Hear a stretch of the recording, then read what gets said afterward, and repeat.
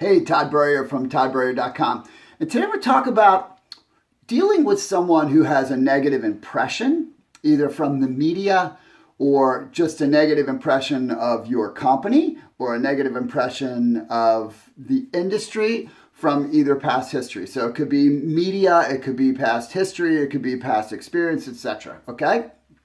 And so you're going to have this, right? As a matter of fact, if you're in any successful company, right, long term, there are going to be naysayers and there's going to be negativity. There's that for everything in the world. So it would certainly be true in an industry where many people don't even understand really what we do and how good it actually is, right? So I'll give you a little insight. You know, when I was early in my career, I was 2 years in, really, and I was building, and it took me a while to get my feet under me, but then I was really starting to rock and roll.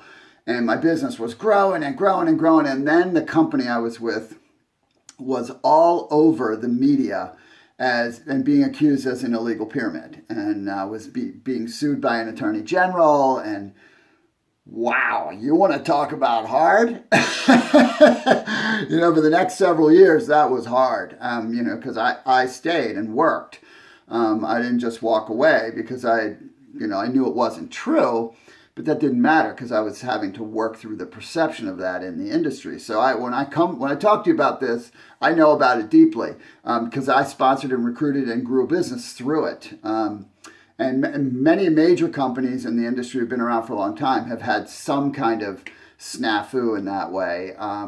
It's less now for a legitimate company to have issues. That still can happen, but it's less often now because there's also there's so much bad stuff in the world. There's so many things out there that get shut down because they should be. But occasionally something that's good gets caught up in that. So the point is, first let's talk just briefly about the media in general. The media is never going to be a real friend to this industry. And the reason is it doesn't benefit, right? The media doesn't benefit. The media doesn't get paid any money for the most part. Yes, some of the really, really big companies do a little bit of awareness advertising, but not much, right? Because this is a word of mouth business. We don't need the media. Matter of fact, the media they look at us from the other side. They look at us as the enemy, right?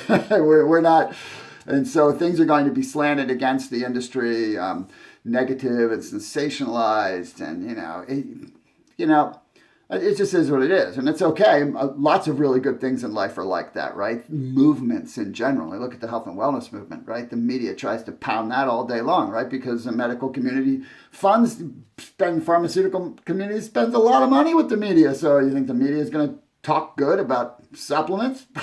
I digress, but it's another great example.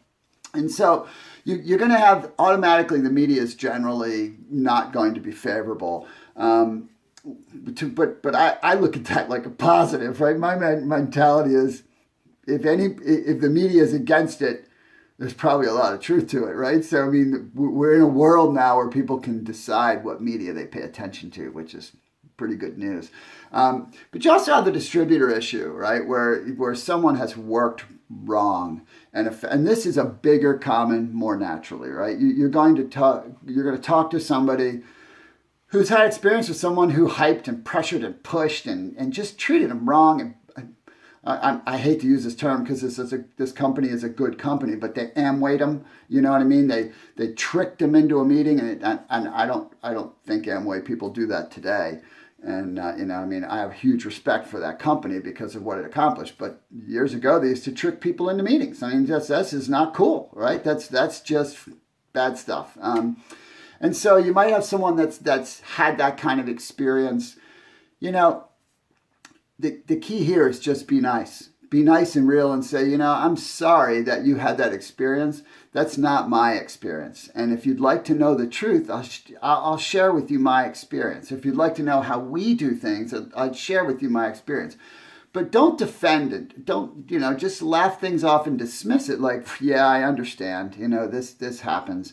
Do you understand what I'm saying? You want to just be real, but don't get defensive and jump back up. Just go, yeah, there are bad stuff out there. Yeah, the media doesn't like us. Yeah, there are people out there that do this the wrong way. It's part of why I teach what I teach, right? That you do this the right way, that all goes away. right? I mean, if someone barks at you because you do things in a nice, honest, respectful way and you treat people properly, they have a problem, not you, right? And that's what I teach, right? I teach, do this the right way. We'll build goodwill for the whole industry. We'll build goodwill with the public, and we'll have less and less. But you're going to deal with it, and the best way to deal with it is just in a nice, open way say, that's really not my truth. Would you like to hear what I know? Would you like to learn more to understand what I see? And if they say no, then you just say okay. And when you say okay, you're automatically changing their paradigm because they're going to expect you not to let that be okay. Is that okay? I hope that made sense to you and you got some value from this.